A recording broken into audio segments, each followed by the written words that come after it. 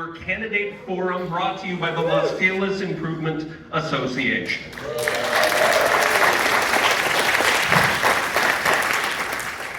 My name is Phil Lairness. I am a longtime resident of Los Feliz and for many years the voice of the Los Angeles Breakfast Club. I say that with a smattering of applause. It always garners.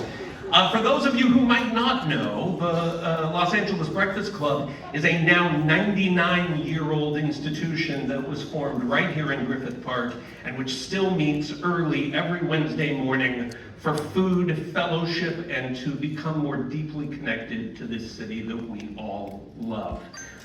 It is a nonpartisan club, a club where, quite frankly, it is impossible to take oneself seriously at all. It is a club of hospitality, of friendship, and of celebration.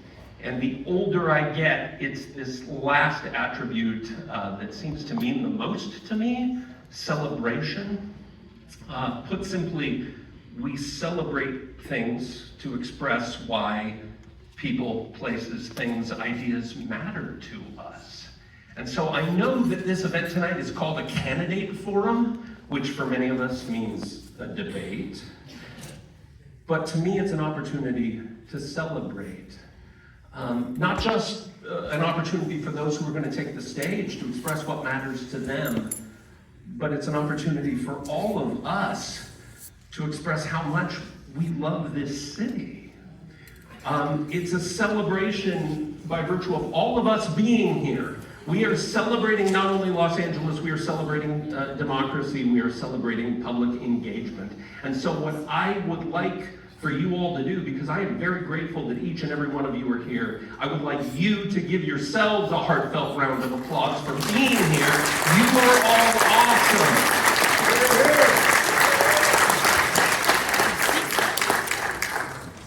At the Breakfast Club, on some mornings when it's my responsibility to set the tone for the festivities, I often will begin by expressing gratitude for the Gabrielino Tonga people who were the first caretakers of this land that has been so good to Angelinos for so long and who continue to have a sacred connection to the land to this day. And where better to celebrate that gratitude than in this theater that has been the home to Native voices for so many years. Native Voices, I gotta tell you, is one of the most vibrant, most significant theater companies anywhere, and it's a real pillar of the cultural landscape of Los Angeles. And we're better to have a candidate forum than at an institution like the Autry, which is dedicated to revisioning the American West by bringing together the stories of all peoples and by connecting the past to the present. After all, tonight, sure, you're not wrong. You might not be legion, but you are mighty in agreeing with me. Tonight, after all, we bring all of our stories, and the candidates bring their stories so that we can envision what the future of Los Angeles is going to be. So there is a great deal to celebrate tonight. And it's only possible, tonight is only possible, wow, without the hard work of the volunteer-run Los Feliz Improvement Association.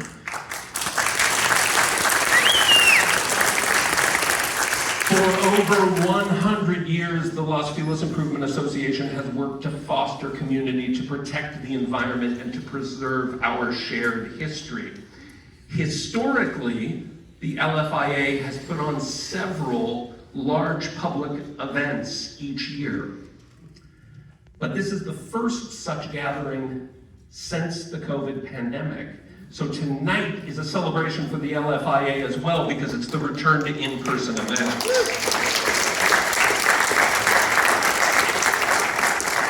So we thank the Autry, we thank the Los Feliz Neighborhood Council, we thank the Los Feliz Improvement Association and the association's president, Deborah Matlock, who worked tireless hours organizing tonight's event.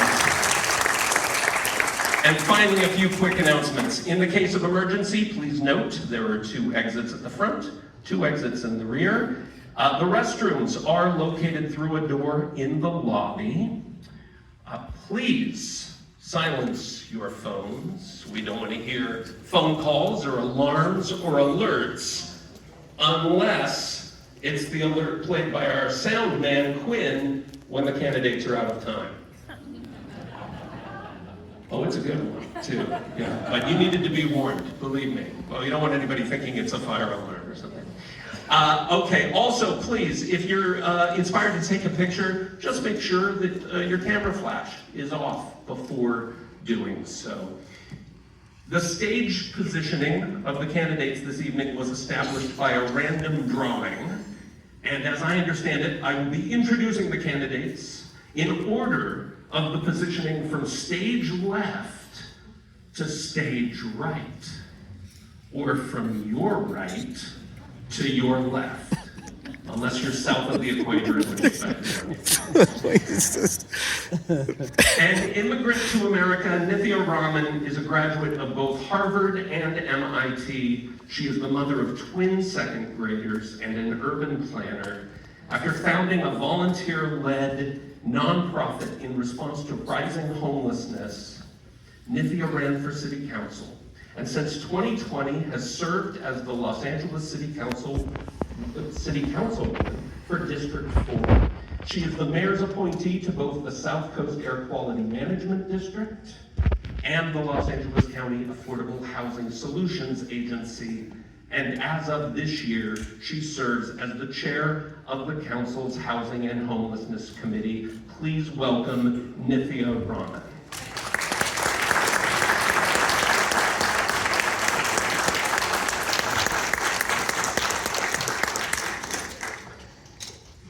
A graduate of UCLA Law, Ethan Weaver has served the people of Los Angeles as a deputy city attorney. While in the city attorney's office, Ethan has helped spearhead Project LEAD, a program that diverts homeless substance abusers from the criminal justice system into drug treatment and mental health programs, job training, job placement, and housing programs. Ethan grew up in a strict religious home with parents who held anti-LGBTQ+ views and beliefs. It wasn't until he attended college here in Los Angeles that he was able to live openly as a gay man. And today, he lives in the 4th District with his fiancée, Michael. Please welcome Ethan Weaver.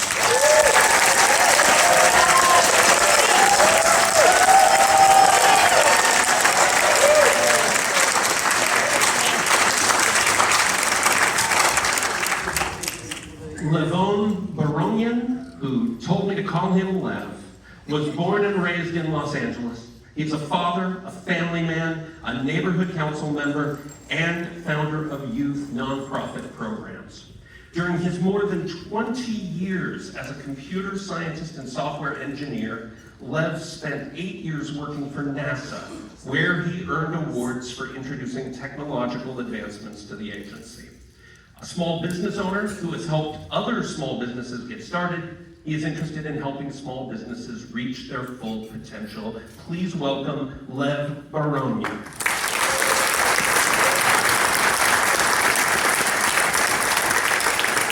And one more time, let's show our appreciation for the candidates for Council District 4.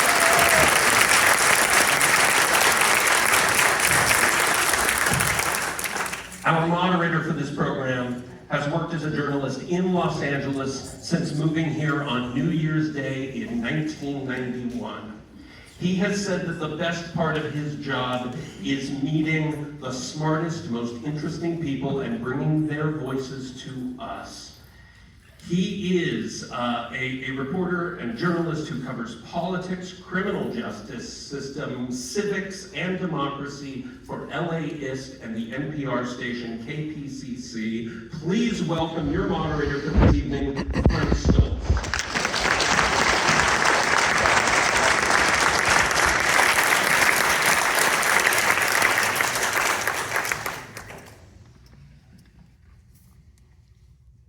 I'm going to tell Larry Mantle I want that kind of introduction every time I go on the air with him. Thank you. It's great to be here, and it's going to be a great night for a debate. It's an important race. It's an important race for a lot of reasons. City Hall has been called a place where there's a culture of corruption right now. In fact, just tomorrow, former council member Jose Huizar is expected to be sentenced to at least 9 years in prison for corruption. 1 of 3 over the last couple of years. 2 other members stand accused of corruption.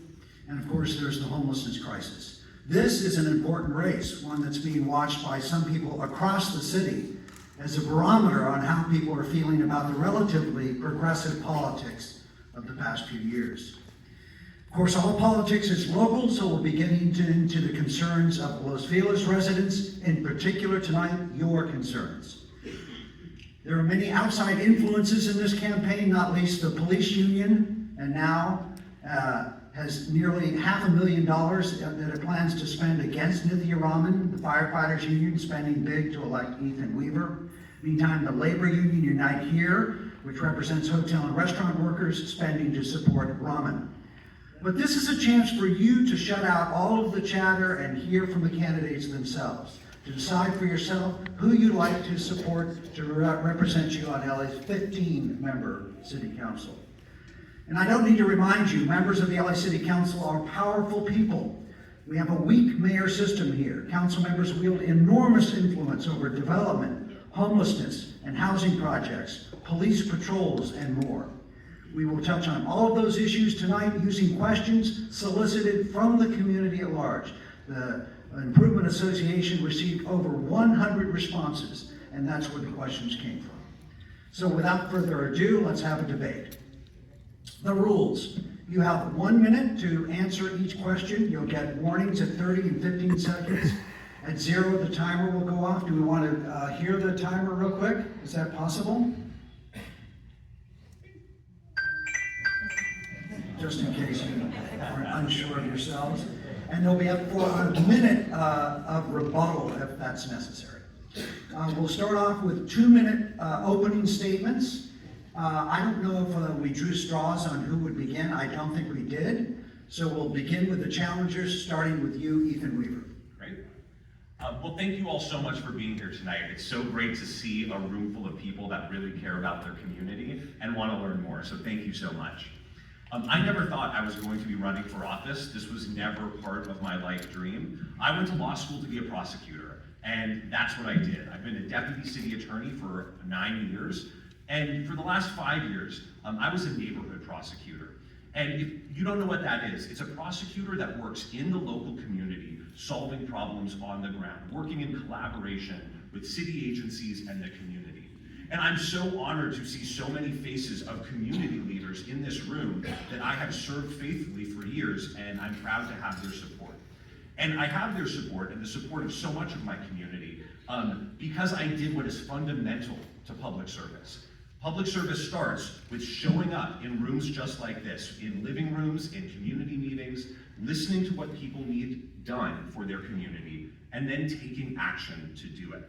And that's why I'm running for city council, because from my position as a neighborhood prosecutor, I have seen a city that is systemically failing you. We all see the failures out on our streets, the homelessness on our streets, the lack of city services, things as small and but yet as important as potholes not being filled and trees not being trimmed, up to these major issues of public safety and homelessness.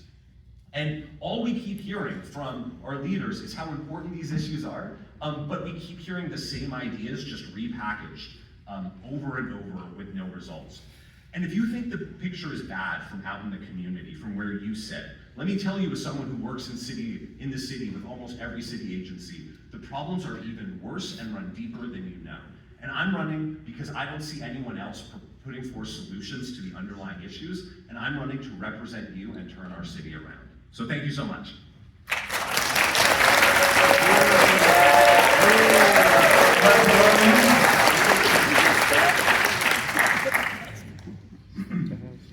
Thank you so much. First off, I'd like to thank the LFIA for hosting this candidate forum.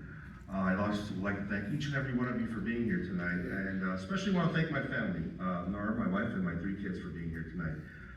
I'm a lifelong Angelino, and I was born and raised in this great city. And for the last 7 years, I've served as an elected member of the Sherman Oaks Neighborhood Council, as mentioned in the introduction. As such, I'm deeply dedicated to the future of Los Angeles. And unfortunately, we can all see that Los Angeles has a multitude of problems that aren't being solved.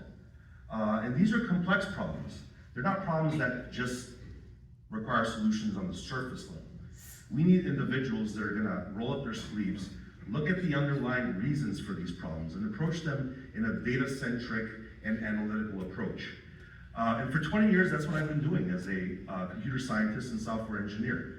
I worked for NASA for 8 years, where I earned awards for actually introducing advancements to that federal agency. And that's what I want to bring to Los Angeles. We need creative specialists to bring us into the 21st century.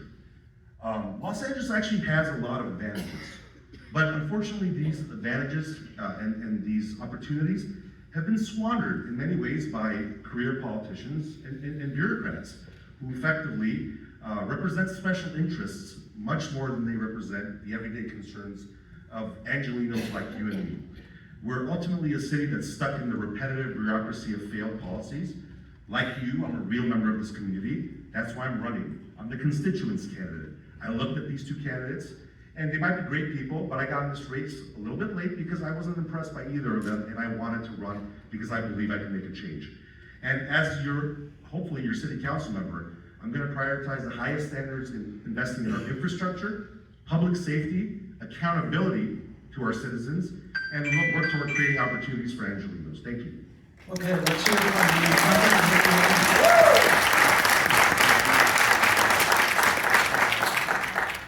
Good evening, everyone. My name is RAMAN. I'm an urban planner by training. I have a master's in urban planning from MIT. I'm a mother of twin 2nd graders who attend Ivanhoe Elementary right here in Silver Lake. And I've been following a very unusual pathway into politics. I started a local nonprofit with some of my neighbors to address rising homelessness in this part of town. And when I saw that I just wasn't seeing the urgency that my neighbors and I felt for change being reflected in our local elected leadership, I decided to run, and I won against an incumbent for the first time in almost 20 years. In the last 3 years that I've been in this role, I've taken on a lot of challenges and made big strides in our neighborhood and citywide. We've implemented real governance reform in the wake of big scandals, including putting an independent redistricting amendment on the ballot in November, which I'm very proud of, and reducing land use discretion by council members. We've made a law that makes all new construction non-carbon free, basically, off of our reliance on fossil fuels. I've built protected bike lanes for the first time right here in Los Feliz, and I'm making big safety changes right here in Griffith Park that will help pedestrians be safer and bicyclists be safer and help us get out of our cars. But over the last 3 years, it's my work on homelessness that I'm the proudest of. We've worked to reduce encampments across the entire district and many in Los Feliz, in Hollywood and Brendo, Hollywood and Rodney, Hollywood and Lyman, 84 people along the LA River bike path, and across the entire district, Coldwater 101, Van Nuys 101. And we've done this through hard work, incredibly hard work, and a collaboration with my other partners. And it's this collaborative nature and this work ethic that I brought to the table that has earned me the support of Mayor Bass, the LA County Democratic Party, as well as this morning, the LA Times. Thank you.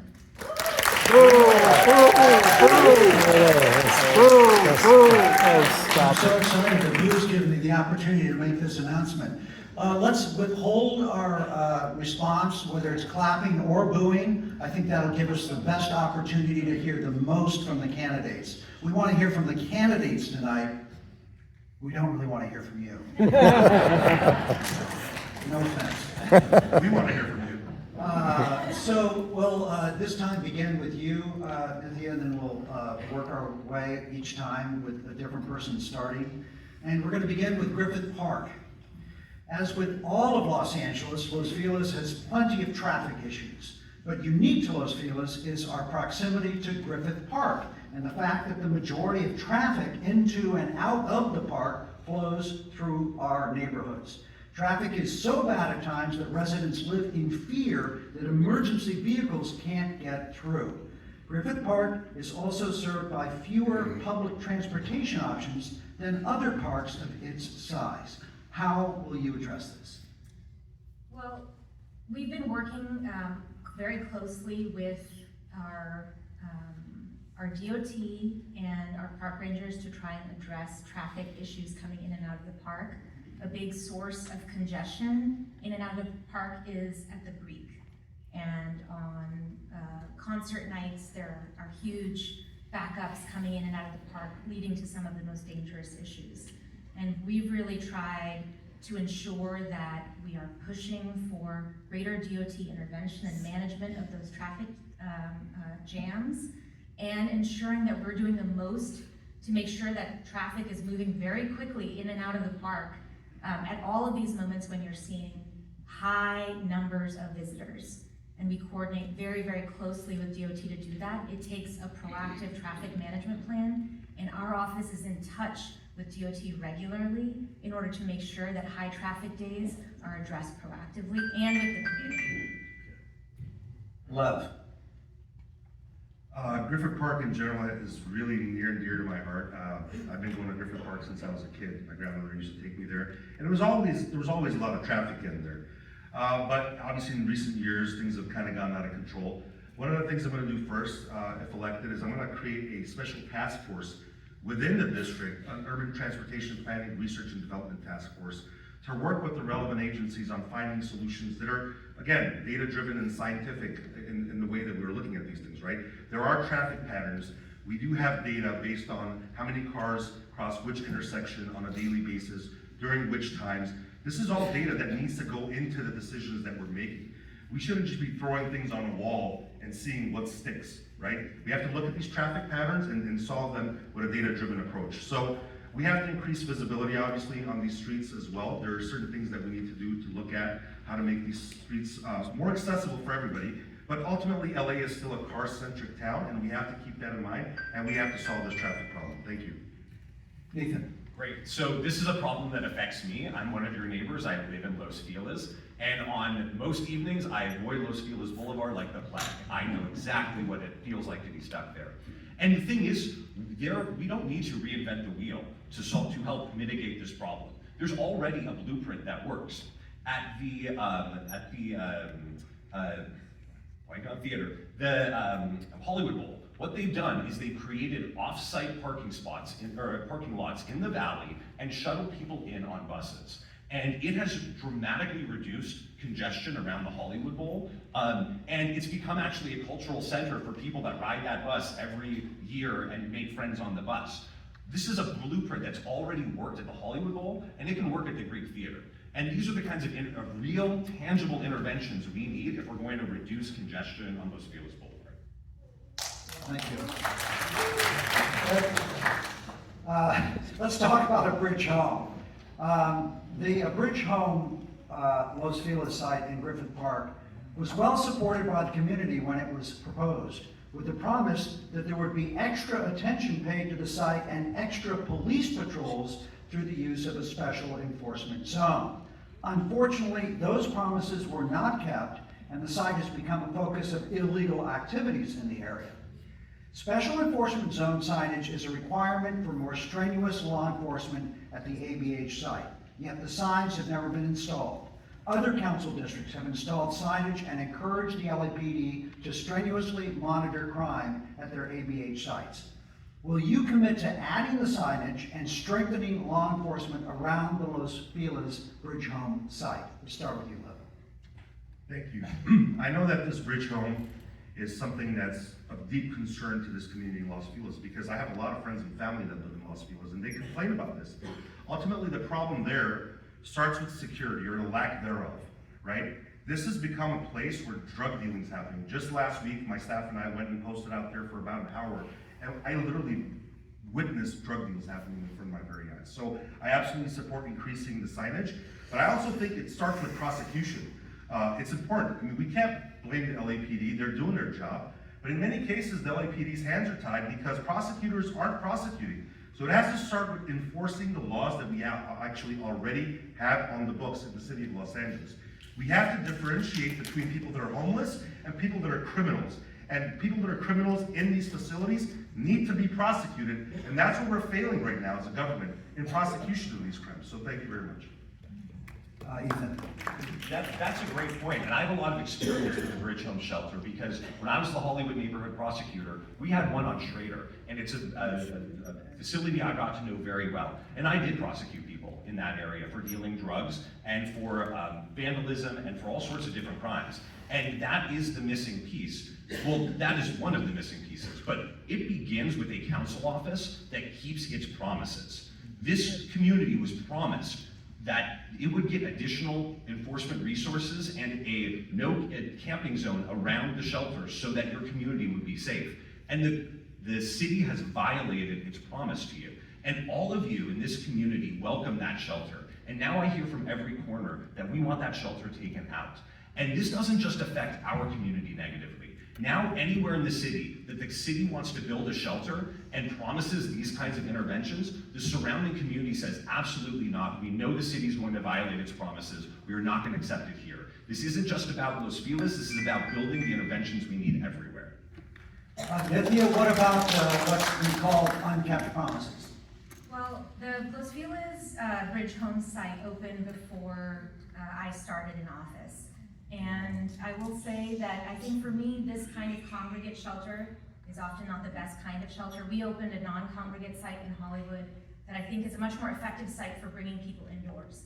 When I started as a council member, there were tents right outside the Bridge Home facility. There was trash there. And what we've done is that we've actually housed everyone there. There are no tents in front of the facility right now. We pick up trash regularly, and LAPD, as it does for every single Bridge Home site across the district, are able to patrol and do what they need to do in order to keep the area safe. And that's a commitment that LAPD has made to every Bridge Home site, and they're funded to do it. One thing I will say is that people in the community have asked when this site will close, when we're facing such a huge shelter crisis. I think it's really important to make sure that we have places where people can be off the streets rather than in tents on the street and keep the entire community safe that way. Well, I'm glad you mentioned that. The ABH site is meant to be temporary. The lease for the site was originally 3 years, which ended in June of last year with the possibility of 2 one-year extensions. The first of those extensions will end in June of this year. When the current lease extension ends, will you support renewing it for the final 1-year extension? And I believe we begin with Ethan now. Well, given that those promises are not being kept, no. Why would the city continue to run an operation that has failed, and when the city is failing to keep its promises? And one of the promises too was that once that shelter was no longer being used as a shelter, once the lease was up, it would be turned into a senior community center.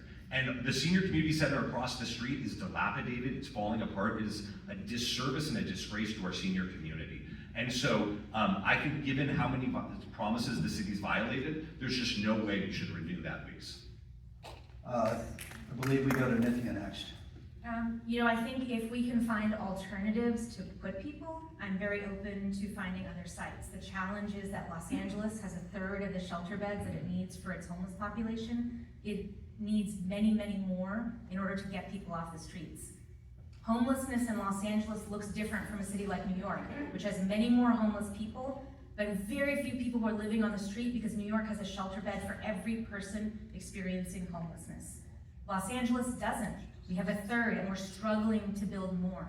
And so in this context, I think we need to make sure that I'm working closely, which I am, with Mayor Bass on our plan to increase access to shelter across the entire city and ensure that we have places for people to go that are safe.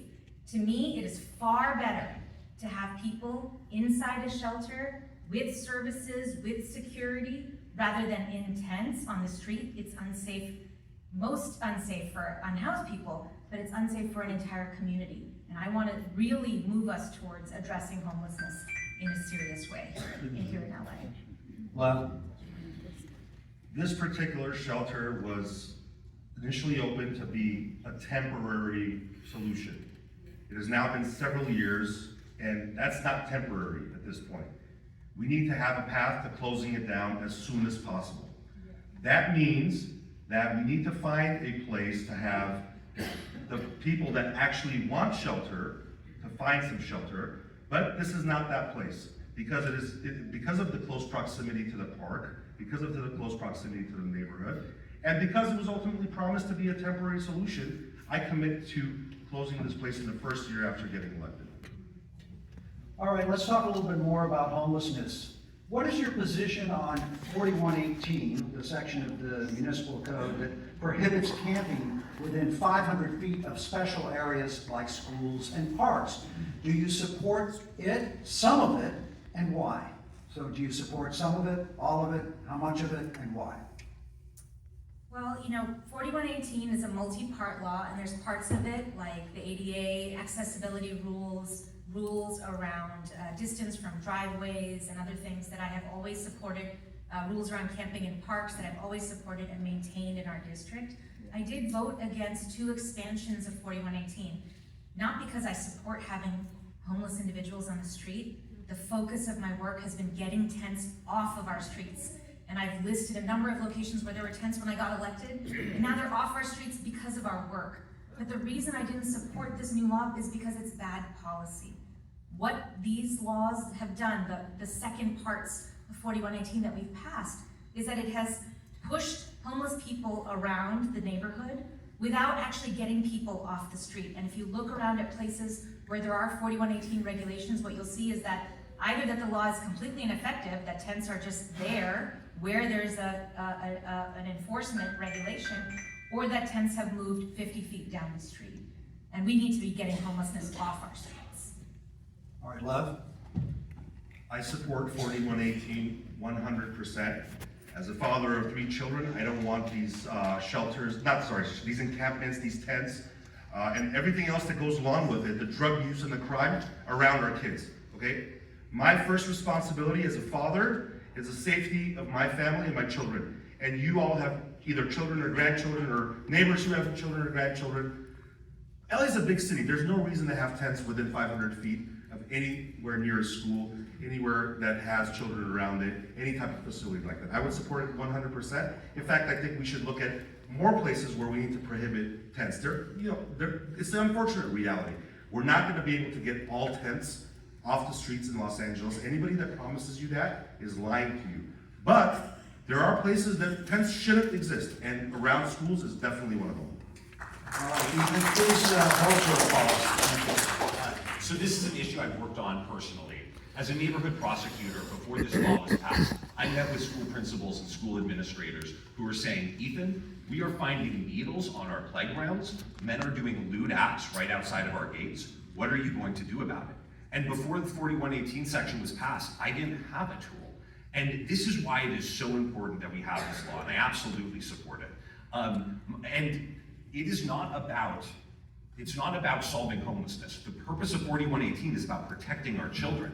And just last week, my opponent was asked about this as well, and she said that kids are not kept safer because of tents not being around schools. And I absolutely disagree with her. It's not just whatever. It is your children's safety, and as your next city council member, I will put your kids' safety first above everything else. We do have time for a rebuttal when somebody makes a specific accusation, so would you want to respond to that? I really just want to convey that I do not believe that homelessness should exist. This is why I ran for office. I ran because I wanted to get people who are living in tents off the streets effectively and safely for them and for the entire community around them. It is possible. You can see the difference in approach in a city like New York and a city like Los Angeles. When you invest in shelter beds, you see so many fewer people on the streets. New York has a couple of thousand people who are living on the streets with a homeless population that's much larger than LA's. Has 80,000 people. We have 45,000 people who are homeless, 15,000 shelter beds, 30,000 people living on the streets.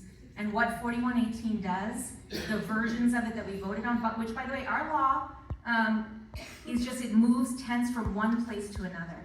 And when you move a tent from one street down that street, often it is moving in front of other children, other families. It does not solve the problem of homelessness. That is what we need to be focused on as a city. Let's stay on the topic of homelessness if we can.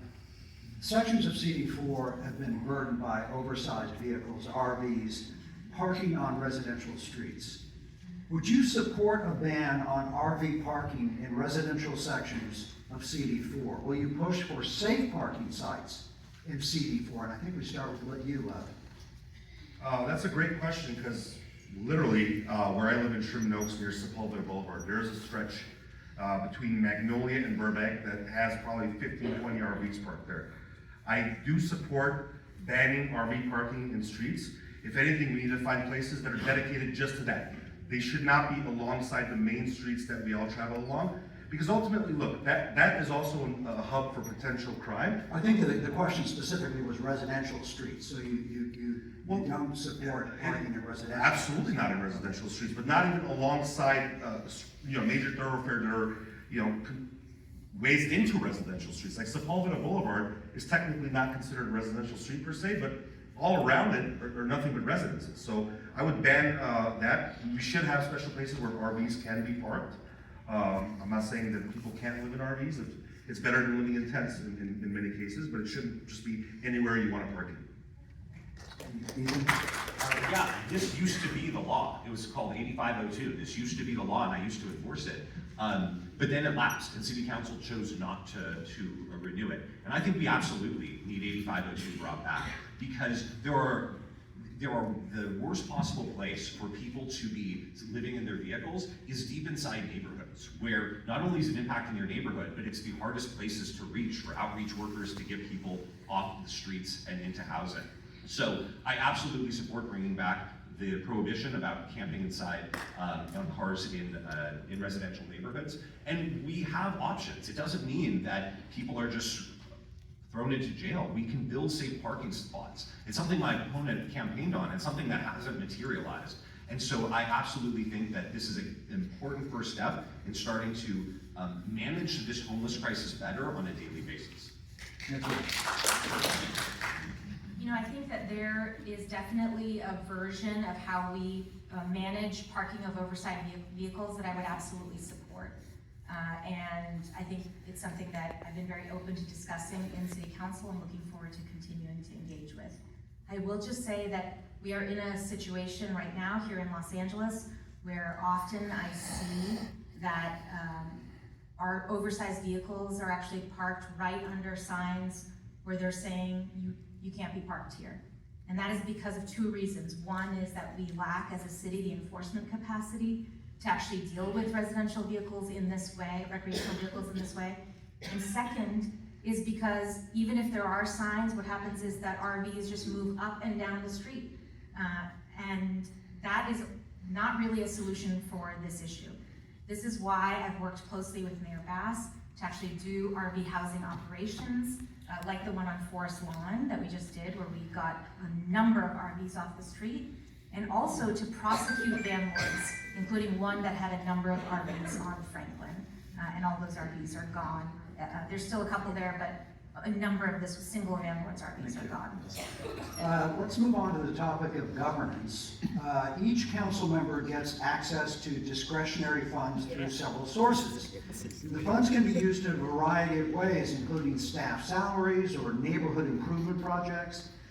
Will you agree to make your CD4 office discretionary fund spending 100% transparent to the CD4 community on day one of your new or renewed term? And if not, why? Ethan. Yeah. Absolutely. And there's already a roadmap for this. Our previous city council member, David Rue, had a portal, a tracker on his website that you could see how every dollar was spent. And he had an advisory committee made up of community leaders from across the district that he met with on a monthly basis to hear what are your community's needs and how can we use this money effectively. When my opponent was elected, she immediately ended both of those tools of transparency. And I pledge to you that if I'm elected, I will bring that back and bring your voice back into the discussion about how discretionary dollars are spent. Because ultimately, those are not the council office dollars. Those are your dollars as taxpayers, and you should have a say in how they're spent, and you should absolutely know how each dollar is spent. Thank you. So, did you get rid of those tools, and if so, why? Well, I didn't get rid of the tools of, I guess I didn't institute a community-based effort to allocate discretionary funds. What we did do is what a council office is supposed to do, which is to use requests coming from the community about unaddressed issues and make sure that we're using our council office's discretionary funds to fill gaps that the city's budget is unable to fill. We used our discretionary funds to ensure that we had money for things like outreach and engagement services for parts of the city where homeless services weren't going. We used that money to ensure that we were trimming trees that hadn't been trimmed quickly enough. We used that money to ensure that we were meeting service needs that depended on us actually paying overtime to overstretch city teams to do the work. And all of that was designed around requests that we got from the community and what people told us their needs were. And that's exactly what we've done. Tell everybody. All right, Love? That's a great question.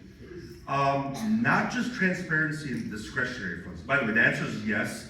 100% transparency in every single dollar spent by my office if elected as part of discretionary funds will be reported immediately on the website, on the District 4 website. But in addition to that, I think we need greater transparency across the board in the city of Los Angeles. Just look at how much money we're spending on homelessness. $1.2, $1.4 billion. Again, I'm a data guy, I do the math.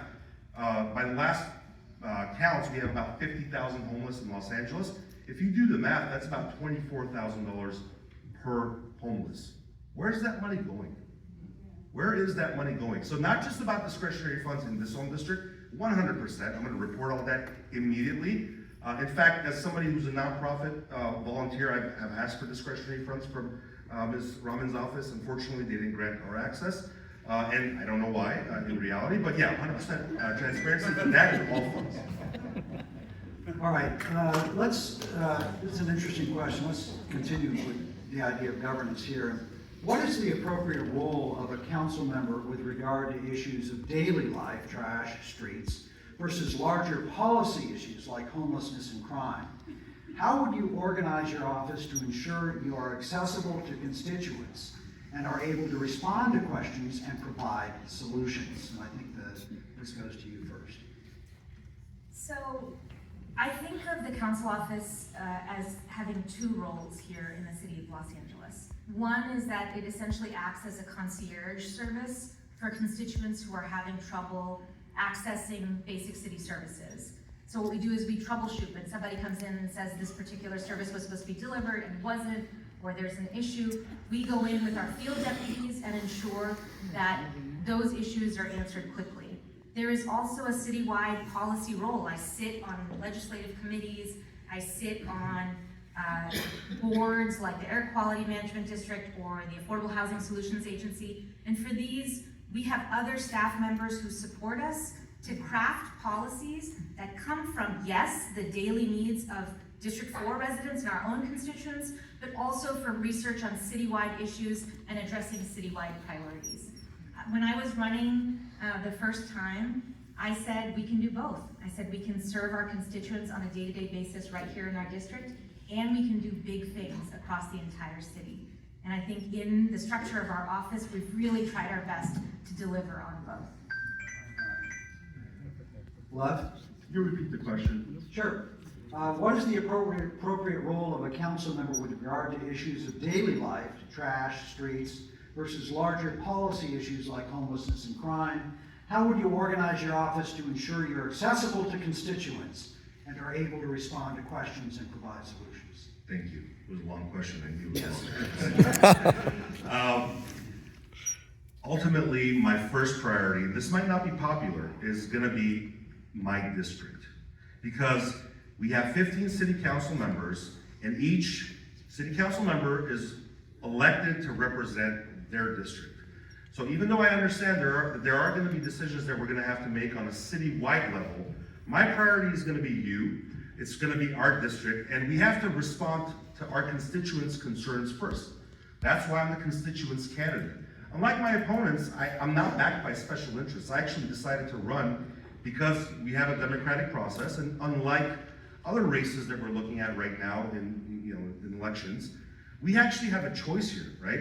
Sometimes we're stuck with not such great choices in other races, but here we have a choice. And ultimately, city concerns should be less about ideology and more about fixing the potholes, getting street lights. It's not about either extreme left or extreme right. I'm a centrist. Many people have asked me, are you Republican, are you a Democrat? This is a nonpartisan race, and I want to bring practical, everyday approaches to our problems. The answer is you have to be able to do both. And the failure to do both is why I'm running for office. As a neighborhood prosecutor, it was my job to partner with the city council office to deliver services to the community. And when my opponent was elected, we had a breakdown there. The first field deputy she assigned to work with us in the police station was an activist who was on YouTube saying all cops are bastards, defund the police. And that, and it became even more difficult because in my about 2 years working with her office, I believe we went through 7 field deputies in the same area. We never had any kind of continuity. And that caused breakdowns for communities like yours who needed services. So I'm running as someone who worked in the field with constituents every day to deliver services where you're at in your community. But at the same time, we have major policy problems that are not being addressed. We have a homeless industrial complex that keeps getting bigger and bigger every year. We're now spending $1.3 billion a year on homelessness, and the bureaucracy that is spending that money is fundamentally broken. And no one is talking about how do we fix it? How do we make our money actually work? And those are the big policy ideas that I'm running to advance. Okay, this is a motion applause. Do you want to respond to that? Look, I think I started in the middle of pre-vaccine COVID, and I will say it was hard to staff up a council office. So it took a little while for us to find our feet, but I'm very, very proud to say that over the last 3 years, we have one of the largest teams in City Hall. We have an incredibly robust team that's serving our field, and we have an incredibly robust team that's serving the legislative priorities that we try and achieve across the entire city. One thing I'm particularly proud of that we modeled in our council office is that we actually do proactive outreach to constituents who may not even know that they can rely on the city. We've knocked on people's doors to tell them about rent relief, about vaccine availability, about composting programs. We've knocked on thousands of doors across the entire district about all of these issues. And that kind of community outreach work is something that we pioneered in Council District 4, and now it's being adopted in other places. We also delivered 10,000 composting pails to people. Not just because we wanted to deliver a composting pail to somebody because we have environmental issues that we care about, but because it was an opportunity to talk about the city and the services that we can provide for people. Well, we're going to start off with you on this question, and it's about traffic. In 2023, at least 330 victims died from traffic violence in the city, exceeding the number of homicides. This is the highest number of traffic fatalities in over 2 decades. What can be done to make our streets safer for everyone? You're right. In 2023, there were 330 traffic fatalities. Most people don't know that car crashes are actually a leading cause of death for children in Los Angeles. And that's unfortunate. I mean, in a city such as Los Angeles, where there's unfortunately a lot of reasons for fatality, car crashes shouldn't be the #1 reason. So as I mentioned earlier, I commit to establishing an urban transportation planning, research, and development task force for the district. Okay, these are not issues that we can just kind of look at and, like I said, throw something against the wall and try to solve problems with. We have to look at the underlying data. We have to focus on high traffic speed zones. We have to increase lighting in intersections that are high traffic. Crosswalk design, there's things that we could do. We can have narrower streets and shorter high contrast areas that will ultimately be safer for pedestrians as well. So ultimately, if elected, I commit to having a special task force dedicated to this issue alone to work towards solving this problem. Okay, Ethan. So we absolutely need to be looking at environmental changes to make our community safer for traffic. But an issue that is often left out of this conversation is the intersection of traffic deaths and crime. Since I've been running for office, I'm no longer a neighborhood prosecutor, and I'm now a DUI prosecutor and a vehicle code prosecutor. And one of the leading causes of traffic deaths are hit and runs, DUIs, and reckless driving. And these are the crimes I now prosecute on a daily basis. And because our LAPD is dramatically understaffed, we used to be at 10,000 officers, and now we're at 8,900, 8,800. The number of cases being sent to my office for prosecution is down. And if we talk about changing the laws and changing our community to keep people safer, someone needs to be enforcing those rules. So many traffic violations are not being stopped because our police officers are too busy responding to calls for violent crime in the community.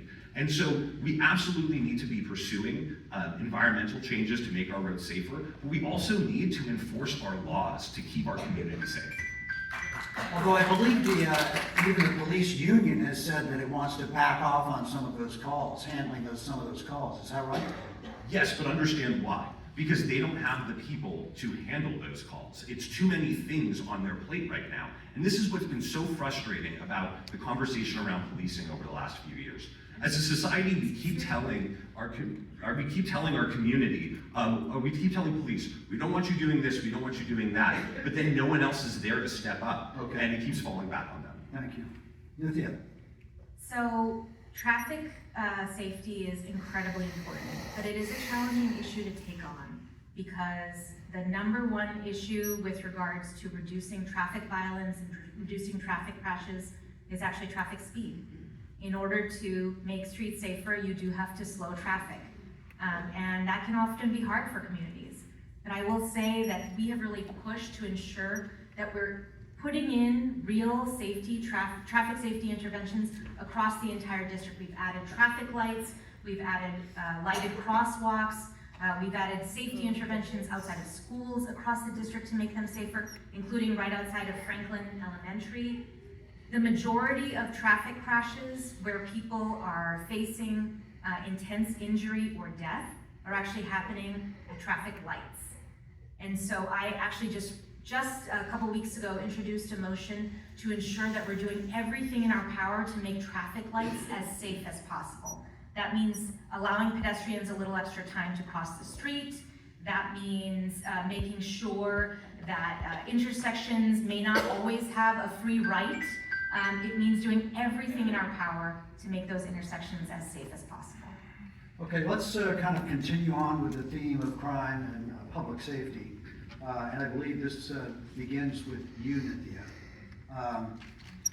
Do you support DA George Gaston's no cash bail policy? And I'll just read a notation. That's actually the Superior Court's policy now. The LA Superior Court has moved to no cash bail for nonviolent, non-serious offenders. It's not DA Gaston's policy. It has been a change that has been made by the Superior Court. And the court did this because this is not for people who are, anyway, I don't want to get into the weeds about this. But the reality is that this is the context in which we are operating. The evidence on this issue, on no cash bail, shows that people are not committing increased crimes as a result of it. Superior Court was convinced by research that was done by researchers across the country where they've looked at bail policies, and the change in bail policy was really narrowly crafted to address one piece of when you would be out on bail.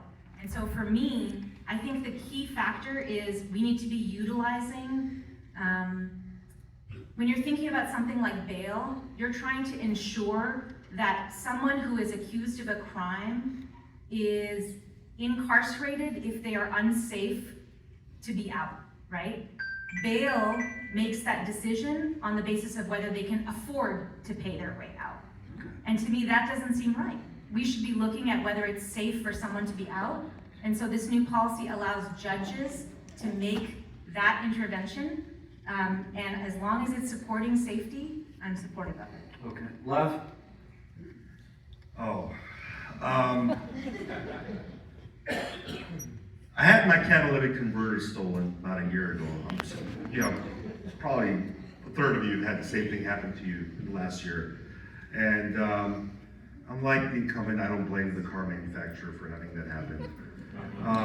Really, the reason it's happening is because these crimes aren't being prosecuted, or even when they are being prosecuted, the culprits are left out on the street in the meantime, right, until they're gonna be in front of a judge with no bail. So it's just common sense. We can't continue to have this happen, right? Last year, just this year, 14%, thefts are up 14%. Thefts are up 42% from this time 2 years ago. And I know Mr. Weaver is a community prosecutor, but there's failures there too. The lack of prosecution is ultimately the cause of this. Again, I don't blame our police. Our police's hands are tied. I support funding police 100%. But the problem doesn't end with just more police officers. There has to be repercussions for these crimes, and having no cash bail is the opposite of that. So you're speaking my language. This is stuff I work on every day. So I absolutely oppose zero cash bail. And you need to understand how this thing actually works. So, first of all, there is a whole host of offenses that aren't just zero bail, but they are zero arrest, meaning that all LAPD can do is hand someone a ticket when the crime is committed. Their handcuffs don't even go on. I think that is crazy. Especially when we're talking about crimes, like a great example is 4118 around schools. Municipal code violations are just a ticket, and we can't even remove that person from the location. I think that's a problem. Second problem is if someone's actually held in custody, within 48 hours they're going to be in front of a judge, and I will tell you as someone who's in front of those judges every single day, 99% of the time, if that person does not have a felony or something like that, they are released within 24 to 48 hours. But it is such an important tool to be able to remove people from a difficult situation, identify people, and keep our community safe. And it has so demoralized officers in their ability to stop the kind of crime that affects you the most. Most of us are never going to be the victims of a felony, but many of us will be the victims of a misdemeanor, and that's what this affects. Violent crime, and we're going to start with, who are we going to start with? Love? I think we're starting with Love. Thank you. Violent crime was down last year, but property crime was up. Please tell us how you would like to see policing change in the city, regardless of funding levels. In other words, whether funding for policing is increased, decreased, or holds steady, how should policing change in Los Angeles to be more effective? So, we cannot defund the police, period. And I know it says irrespective of the funding of police. The police, though, at the same time, have to be held accountable. I grew up in Los Angeles. I was born in this city. And the trauma of Rodney King was part of my adolescence, right? So we can't give anybody a blank check, and that includes our police officers who are hardworking members of our community, but also need to be held accountable under the highest standards, especially the highest standards of the law, because they are there to preserve and protect the law. So ultimately, I think it comes down to enforcing the laws that we have on the books. Again, here, I think it's not the failure of our police department, but rather the prosecution in our government, from the highest to the lowest levels. We are not prosecuting criminals for these smash and grabs, for these burglaries, for these thefts. And so the police's hands are tied. What can they do if there's no prosecution? I support giving our police the tools to do their jobs, but also giving them the backing so that when they do their jobs, the same criminals are not out on the streets again. So there's a lot of things we can do as a city. When I was working in the Hollywood police station, we were tracking street gangs that were coming from other parts of the city or the other parts of the state and the country to do crime here, fence their goods, and leave. And they were doing that for two reasons. First, they knew that they were not likely to get caught. And that's because we don't have enough police. One of the reasons that burglaries are up, property crimes are up, is because there aren't enough officers to respond to these crimes. And response times are so slow for crimes like home burglary. It can take 20 or 30 minutes or even longer for officers to get there, and the criminals know that. That's the first target we put on our back. The second target we put on our back is criminals know if you want to do crime, come to Los Angeles, because even if you are caught, you're not going to be prosecuted. And the second thing we need to do as a city and as a county is elect a new district attorney. Okay, do we hold off on the applause? Do I need to say that again? Yes, you do. Okay, I think it just ate up your time. That's fine. Nithya, Oh, sorry. Can you ask? the question is, violent crime was down last year, but property crime was up. Please tell us how you would like to see policing change in the city, regardless of funding levels. In other words, whether funding for police is increased, decreased, or hold steady. How should policing change in Los Angeles to be more effective? And maybe you could also explain, you're one of just 3 council members. Not in 1 minute. What's that? I can't do that in 1 minute. Okay, Yeah, I'll let's go talk ahead about and the answer first this one. one. Yeah, let's do the first one. So I think what we have is a situation here in the city of Los Angeles, as in many major cities across America, where the number of police officers are actually decreasing. And so what we have to do is figure out how to ensure that many of the 911 calls that are now going to our police, most 911 calls are not for violent crime, that we're moving that as much as possible off of our police officers' plates. That's why I've pioneered the expansion of things like the Circle program, which responds to homelessness-related calls in Los Feliz and in Sherman Oaks, through 911. So you actually call 911 and you're able to get those teams out. Pioneered the expansion of responses that can actually take these duties off of police officers' plates and leave police officers available to respond to violent crime and to respond to issues. Related to property crime, what we're finding in our district and what we're finding across the city is that many of them are done by organized rings. And so what we did, for example, when we had follow home robberies, was that the police department did a thorough investigation, made arrests, and the number of follow home robberies saw a sharp decrease.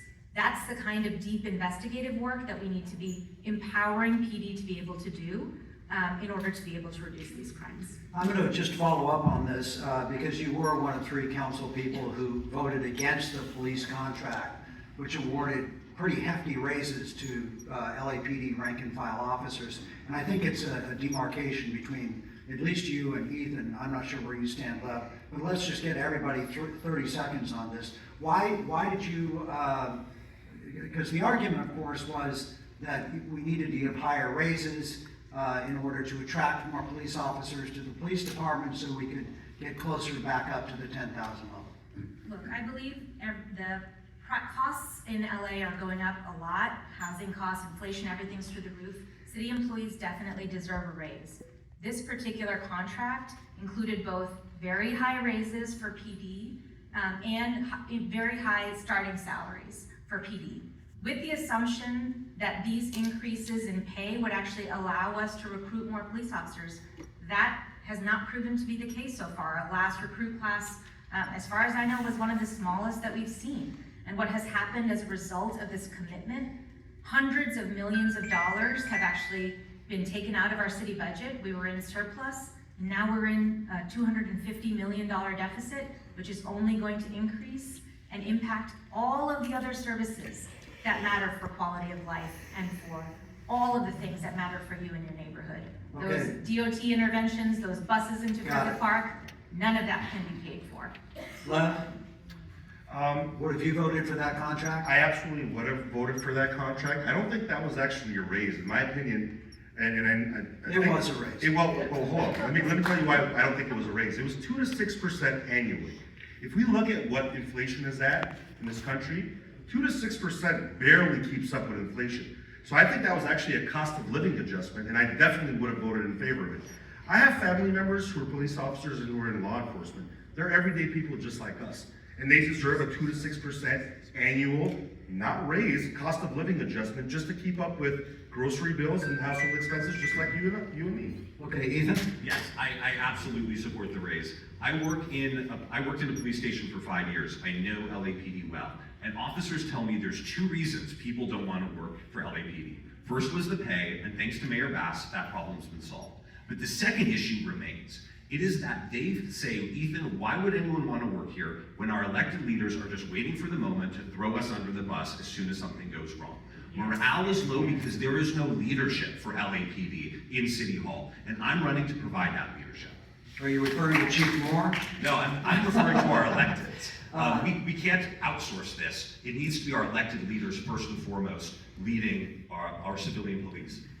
Okay, let's move on to housing and development. And this, I believe, begins with you, Ethan. What is being done to prevent the destruction of RSOs, of rent-stabilized units? What's being done? What's being done to prevent the destruction of rent-stabilized units? Well, I can tell you what we're doing wrong about protecting rent-stabilized units. Right now, the Valley is in the process of being upzoned. And the current plan put forth by the city calls for the upzoning of a lot of RSO units, And if you look at the map that is proposed right now, it looks like someone just scattered Monopoly pieces all over the map. It's a disaster. And the community in the Valley, Sherman Oaks Homeowner Association, a bunch of groups came to the table and said, hey, we have a different plan. Let's meet our state requirements and upzone high traffic corridors to protect our current housing stock. And it is a plan described by Mayor Bass as the gold standard of community engagement around the issue of housing. And this group has repeatedly asked to meet with the councilwoman, and she has refused to support that plan. I support that plan because ultimately, as we see a Los Angeles that needs to grow and needs more housing, the community has to be a part of that conversation. And right now, you, the community, are being forced out at every level. And I'm running to bring your voice back into that conversation. Nithya? So currently, because our plans are so outdated here in the city of Los Angeles, much of our capacity to build here in Los Angeles, much of our capacity to build multifamily units is actually where current rent-stabilized units are, which means that they are, at this time, the most under threat of being destroyed and rebuilt as, new luxury housing. In order to make sure that we are actually creating space for more development, for example, building housing where there are single-story strip malls along our major boulevards and thoroughfares, like along Wilshire or along Ventura, we actually have to reform our planning process and make sure that we update our codes. That's a process that I've been shepherding through by updating our community plans. We passed the Hollywood Community Plan. We're going to be passing 2 new community plans in the Southern San Fernando Valley over the next 2 years. And we're also doing it by updating the housing element. By doing this update in a smart way, we can ensure that development happens in places where new housing can be built where there's no housing at all, something that right now is almost impossible to do because of the way our planning system is set up. Okay, Lev, what about the destruction of rent-stabilized units? Ultimately, I think that this can't be a zero-sum battle between lessors and tenants. There need to be some safeguards in place for tenants, but ultimately right now, what we see going on is politicians wanting to treat this as a battle between lessors or landlords and tenants. The plan that Mr. Weaver actually suggested, I wasn't part of creating that plan in the Sherman Oaks Neighborhood Council. I'm not going to say I wrote the plan, but it came through our committees, and we reviewed it, and we refined it, and we approved it in the Sherman Oaks Neighborhood Council, where I've served for 7 years. Ultimately, we need more housing, but it can't be at the expense of single-family homes and R1 zones either.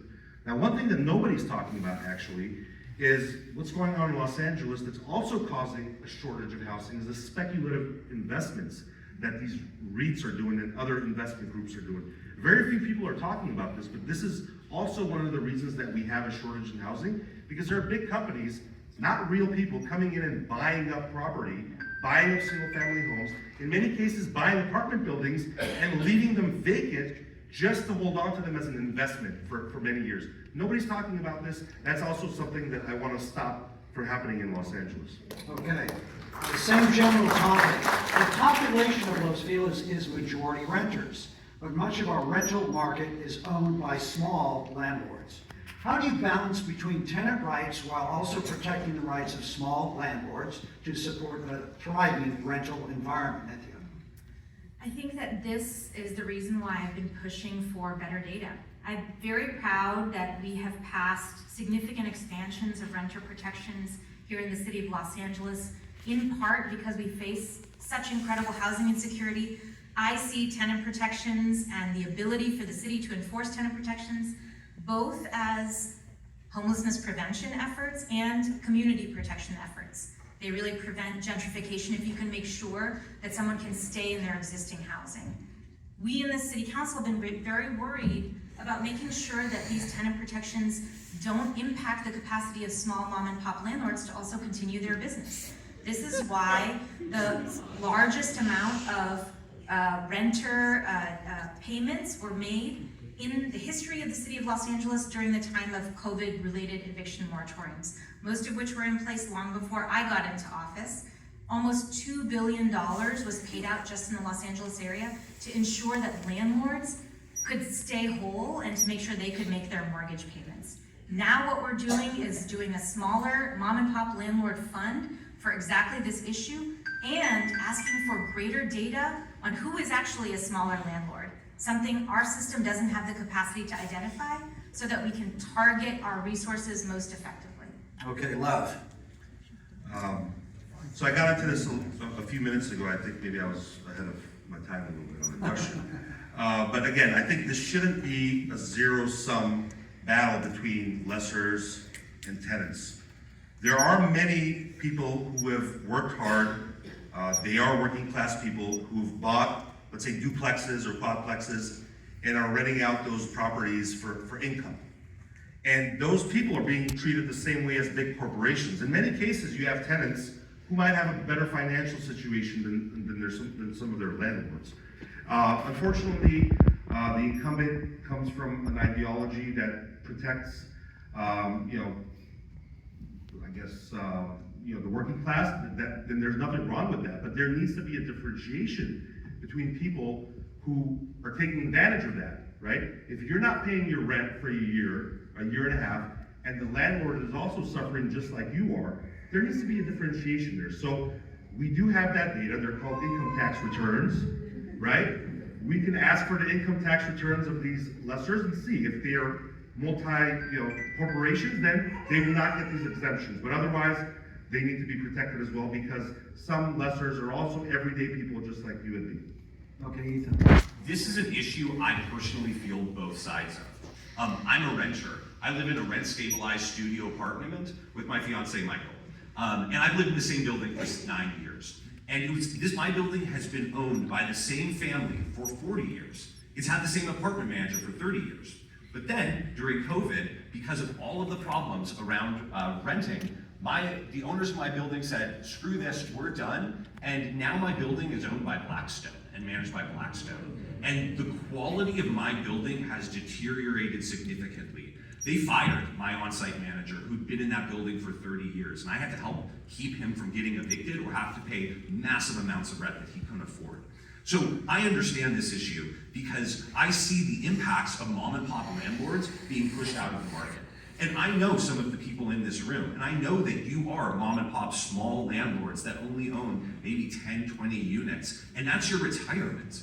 And the problem our city faces is that we definitely want to protect tenants. I want to protect myself and my friends who are also tenants. But if we have gotten out of balance to where mom and pop landlords can no longer survive in this city, and we are destroying their livelihood.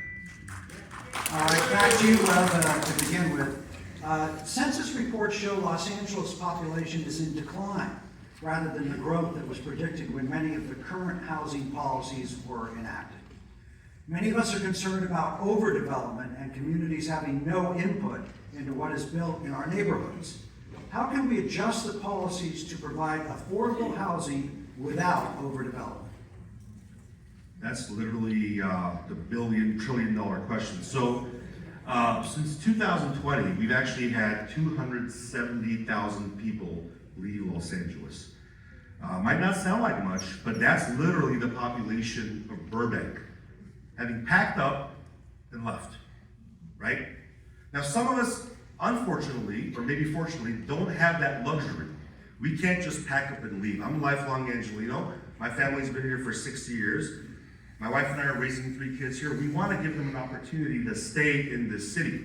And in order to do that, we have to solve the problems, starting with affordability, starting with having housing for everybody, starting with having opportunities to earn enough money in this very expensive city to stay here.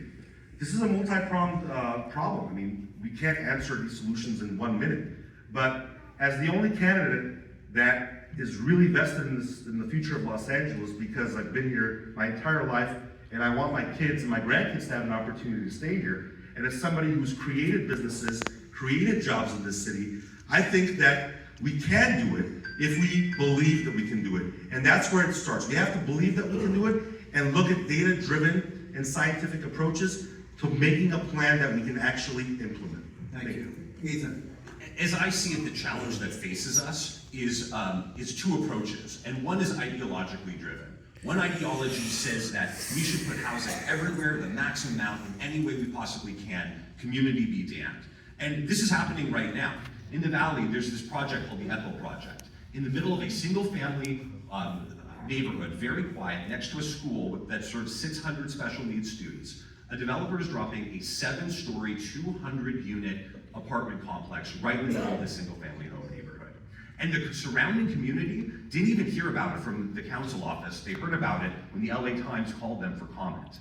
And this approach destroys communities when we just slap housing in any which way without the community input. By contrast, we should be growing as a city, but I believe with the community's support and input. When we are building, and we all know we need more housing, but when we're building and we bring the community along with us, we can build projects that actually match the community, that actually fit into the community, that allow the newcomers into our neighborhood to be an integrated part of our community, not just the isolated people in that tower down the street. Okay, Cynthia. So our planning system is hideously out of date. We have community plans that are decades old. They were designed for a Los Angeles that actually has a much smaller population than we currently have. What we need to be doing is to ensure that we're able to update our plans and update our overlay zoning so that we can ensure that we're building for the Los Angeles of today. And that is exactly what the city is working on right now through the update of the housing element and through the updates of these community plans. This is how the city needs to meet this current moment. If we don't do this kind of planning, what will happen is that development will happen where individual parcels are being developed and the council office is responsible for determining, in some cases, whether or not a building gets built. That's a situation for corruption. That's the situation that we're in right now. So what we need to be doing is figuring out what are our values collectively? How do we want our neighborhoods to look? And how can we create a plan that meets our vision for this neighborhood and how we welcome more people into it? And once we do that, we can allow the plan to actually regulate development and take individual council office discretion out of it, reduce corruption, and ensure that we're developing in a way that makes sense for LA. Okay, this section is labeled support political influence. It's question number 14. There has been concern expressed that the DSA, Democratic Socialists of America, has had outsized influence on Nithya Raman's governance, and that Ethan Weaver is taking campaign money from PACs that have developer, and I'll add, police union contributions.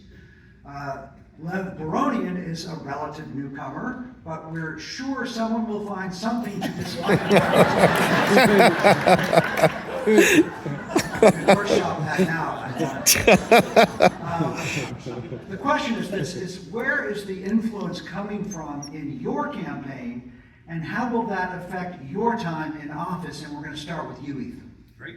There are outside groups spending in this race, and I'm legally prohibited from talking to them or engaging with them at all. But understand, they're not putting money into an account that says we support Ethan Weaver. They're putting it into a group called Opponents of RAMAN. And you have to ask them why on earth they would be opposed to the current status quo. As I look around our city, I can see a lot of reasons why. But I also think this DSA piece is very important. You need to understand who really does have the ear of your council member. The DSA is the key backer behind my opponent. It's a group that believes in the abolition of private property and that police should be abolished. And this isn't just their beliefs. In the last election, when my opponent was seeking their endorsement, she put in her questionnaire that she believes in the principles of collective ownership of private property, which means getting rid of private property. And one of her staffers described their relationship as co-governance with the DSA and my opponent. That's real influence, and that's what we need to get out of City Hall. As luck would have it, you're the next respondent, so let's hear from you, please. Well, I just want to say, sometimes when, I feel like sometimes when a woman runs for office, everyone wants to attribute, Hold on, let her answer, we're here to hear from you. Everyone You want to wants hear from them, not you, remember that. Sorry. Everyone wants to attribute control over her actions to somebody else. I chose to run for office. I have developed my own policies, and I will tell you that my policies are often the ones that DSA criticizes the most. Yes, they are part of a big, broad coalition of organizations that support me. I'm backed by over 60 groups. I have over 30 elected officials supporting me, including Mayor Bass, Congressman Sherman, Senator Ben Allen, Senator Henry Stern. All of these people, the Democratic Party of the San Fernando Valley, people are always trying to insinuate that I am somehow divisive. If you look at the group of organizations and individuals that are supporting me, I feel like I have built the broadest, biggest coalition to take on the challenges that Los Angeles is facing right now. Okay, left. Their donors are their owners. In reality, this is what differentiates me between my opponents, because they're both supported by special interests. They just happen to be opposing special interests. Mr. Weaver talks about independent expenditures and how the candidates themselves are not supposed to coordinate with. That's, yeah, of course, that's the law. But if you see how these things actually work, the candidates put up a video on a YouTube page that nobody visits, and then that independent expenditure committee just happens to run across that video and use it in their commercial. So that's ultimately the reason why I'm running, because I am not supported by special interests. I decided to run because I looked at both of these opponents, and again, nothing having to do with them personally. I had an opportunity to spend about 5-10 minutes with them in the back room. They are both very pleasant individuals. But I looked at who is supporting them, and I understood that there's nobody supporting us. They are represented both by special interests that just happen to be opposing one another, and I'm ultimately running because I'm the constituents candidate. May I respond? My name is Rod. Sure, why not? I'm very proud to be supported by police, by fire, by 911 operators, by nurses, by first responders. This isn't special interest. These are the people that serve you every day and serve me every day. And I'm proud to have their support because they are serving all of us and they want to see our city get on a different track. And if you think that's special interest, then I think we have a different definition of what special interest is. Can I rebut to that? Yes. Nobody supports the police and firefighters more than I do. The difference is when you take money from any organization, and that huge amounts of money, Mr. Weaver's campaign has benefited from about $300,000 of expenditure from the firefighters union. You become beholden to that one particular special interest. I want to support firefighters 100%. I support police officers 100%, but I also want to hold them accountable because they need to do their jobs well also. When you take that much money, or not directly, but have them spend on your campaign, guess what? At some point, you're not going to call them out when they're doing a wrong job. I want to hold them accountable while supporting them at the same time. Well, and I'd like to say, just to point out that, unions often play an important role in campaigns. And we have to remember that unions, first and foremost, are wanting good contracts with the city. That's first and foremost what they're interested in. They're not necessarily always interested in the best policy for the city. They're interested in the wages and working conditions that their members have. So I think that's important to point out. Come put your opinion. Let him talk. Oh, that's a good point. Thank you. Let's go to the rapid fire yes and no round. And let's just do this 1, 2, 3. Should we do some of the other questions before the rapid fire? Yeah, sorry. Okay, sure. Absolutely. So these are a couple of the other questions that we're going to ask. And I think we begin with Nithya now. From unwalkable sidewalks to cracked streets, to the inexcusable fact that the Griffith Park pool has been allowed to degrade to such a state that it won't be usable for years, what are you going to do to make sure that Los Feliz infrastructure gets repaired in a timely fashion? Well, we have been investing in Los Feliz infrastructure. We have raised money from other sources of government to actually improve streets and safety interventions within Griffith Park, including adding traffic lights around the park and making sure that the streets coming into the park are safer. The Griffith Park pool, unfortunately, I inherited a very degraded facility. And what I've been trying to do in my time here is really to try and make sure that we're fixing it. We are redesigning it right now, and through the CTIEP program, we are actually accruing funds to be able to rebuild that pool. Yes, it will take a couple of years. That is what every city process takes. I didn't invent that process. That's just the process that we're in. But we are actually going to be rebuilding the pool, something I'm very, very excited about. But overall, I do want to say that I've seen both of my opponents talk about how much they want to spend on contracts and how much they want to spend on other kinds of payments to city workers. I'm also supportive of higher payments for city workers.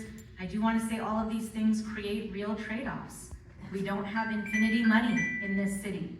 And so sometimes we will have to make hard decisions about how much infrastructure will cost, how we can invest in that infrastructure, and how we're going to fund all of these services on an ongoing basis. And that's something that I've been willing to have hard conversations with people about. If I could just ask a quick follow-up. You voted against the police contract, citing the expense to the city, which is now facing a deficit.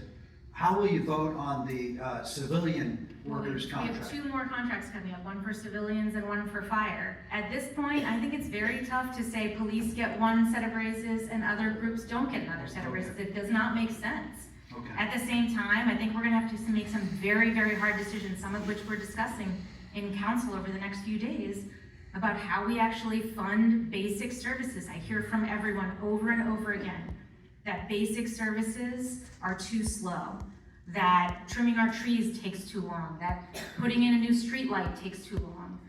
This is true, but we are now in a situation where those times are not gonna change because of the fiscal context that we are facing. And I think it's really, really important to have honest arbiters of the choices that are in front of you, and to really, really have honest conversations about what is it that you as a community prioritize, and how can we say some of the other things we're not gonna get. All right. Let's just get back to the unwalkable sidewalks, the cracked streets, the Griffith Park pool left. What are you going to do to make sure that Los Feliz infrastructure gets repaired in a timely manner? Excuse me. As mentioned earlier, I have a deeply personal connection to Griffith Park, to Los Feliz. I grew up going to Griffith Park. I grew up climbing the bear on Los Feliz Boulevard. My cousin and I used to call it Boo Boo. That was our park. We used to, play alongside that stream. There's this concept of the broken window theory. I'm sure many of you have heard about this concept. It basically says that anywhere you have a broken window, it directly contributes to blight in that part of town. Because when people look at that, they basically don't want to make anything else better. It's almost like a spiraling effect. Los Angeles is in many ways an old city.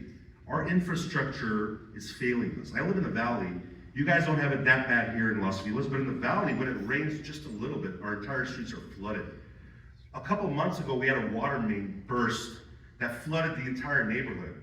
So as your city council member, one of my priorities is actually going to be to invest in infrastructure so that we don't have to wait until things burst or explode or break down before we finally start fixing them. That includes streetlights, that includes sidewalks, that includes our streets, but it also includes plumbing, the electrical grids in our city.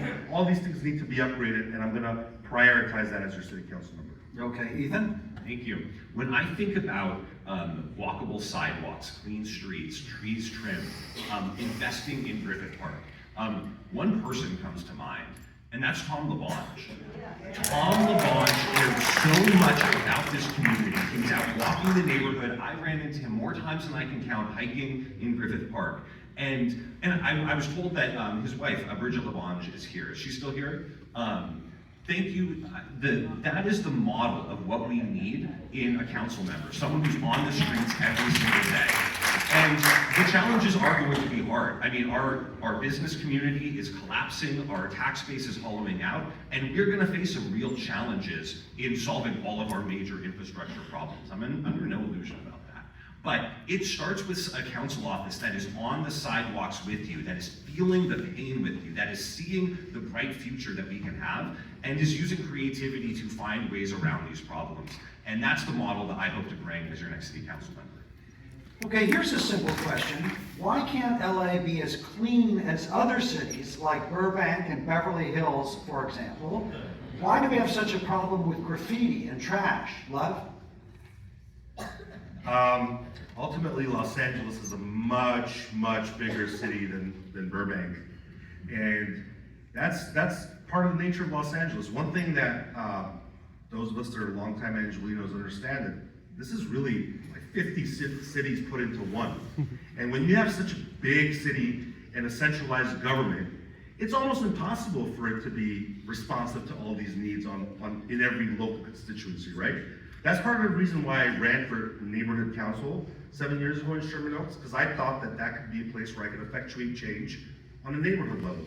Unfortunately, I found out that was more of a system that was just created to let the neighborhood come out and vent, right? But not really get anything changed, right? So one of the things that I proposed isn't necessarily expanding the size of city council. Let's give real power to our neighborhood councils, the people that are actually local in their neighborhoods, to make decisions, to actually throw some money behind those decisions and address those issues that you're talking about, like graffiti and other issues that are actually very local, right? You don't need somebody in City Hall to come and clean up the graffiti. You need somebody local to where you live. Yeah, there's a very, very obvious reason why this is happening. Because I know law enforcement in other jurisdictions, and they've told me straight up that in Burbank and Beverly Hills, when they enforce rules around homelessness and living on the sidewalks, and they will straight up tell people experiencing homelessness, hey, we enforce the rules here, but in the city of Los Angeles, they don't, right across the street. And that's why the city of Los Angeles has 40% of our county's population, but 60% of our county's homeless population. It's not because it's so much more difficult to live here than it is in Burbank. It's because we've allowed a culture of chaos to exist on our sidewalks. And then we wonder why graffiti pops up, why our streets are filthy, because we are carrying more of the county's load than we should. And this is where a central tenet of why I'm running is we have to start managing the homeless crisis better day over day. We have to manage the sprawl of encampments. Everyone feels compassion for people experiencing homelessness, but that compassion turns into anger when the encampment is in front of your home, there's needles on the sidewalk, there's feces on the ground, and that doesn't go away and no one comes to clean it up. And we have to invest in these things to start getting out of this mess. I do want to say that part of the reason why Los Angeles has certain kinds of limitations on how we respond to encampments that a city like Burbank or Beverly Hills doesn't have is not because our rules are necessarily different, it's because we have lawsuits that we're dealing with. that provide a different context here on how we can actually respond to these issues. One of the things that I really focused on is on making sure that my response to homelessness addresses the context as it is right now. That's why I've been laser focused on housing hundreds of people at encampments across the district, including many in Los Feliz. As I said earlier, including along the LA River. We've housed 84 people. We do that by getting people off the streets, not by pushing them down the street, not by pushing them into another neighborhood, not by pushing them into another council district. We actually get people off the streets. And because they're off the streets, the areas can stay clear in a sustainable way. On cleaning, I do want to say that our council office has paid for extra clean teams, and our field team actually goes out into the neighborhood and files 311 requests. In fact, we filed over 3,000 311 requests to ensure that graffiti in the community is addressed and bulky items are picked up even before constituents tell us about it. We do that work right in our office. We can both address homelessness and keep our streets cleaner together, and we've done that in our council office. Okay, we have just a few more questions here. We'll do the rapid round, but let's talk about animal services, which is an important issue for a lot of people. There's a crisis at animal services, and our shelters are overpacked. What are some solutions that you would support? And I think it goes to you, Ethan. Yeah, it's very true. Our shelters are way overcrowded, and as an animal lover myself, it's heartbreaking. I see us having a couple challenges. One is I see a lot of opportunity for us to partner with the community better. Whether it's adoption days or partnering with nonprofits that can help us house animals that have no home. I've been very grateful to have the support of people in this nonprofit space that are so frustrated with working with the city, with a general manager that doesn't understand the problems and understand how to work with them. And we're leaving tremendous opportunities on the table to partner with the community to start solving these problems. And then also, this is a place where I think a council office can exercise not just leadership in City Hall, but leadership civically. I mean, one of the things that really matters to me is, in my administration, putting a focus on creating community spaces, events for the community to come together. And I would love for us as a council office to put forward a lot more animal adoption events so that the community come somewhere that it doesn't feel like a prison to see these animals that need a home, and that's where compassion is built and that's where change is made. Matthew? Yeah, I mean, I think leadership at Animal Services has been an ongoing problem. This has not, I will confess that this has not been, I've never sat on the committee that controls this issue, so this has not been a focus of my legislative work at City Hall. We don't have a shelter in our district, but I do think leadership at the department has been really, really challenging. Volunteers have been limited in what they can do, animals are not being cared for, and this has been an ongoing problem for the city of Los Angeles. I think we need to make sure that the department is adequately staffed. We need to make sure that staffed positions are actually being hired rather than just sitting unfilled for very, very long periods of time. And we have to make sure that leadership at the department is really, really held accountable for making real improvements, something that the city has not done in recent years.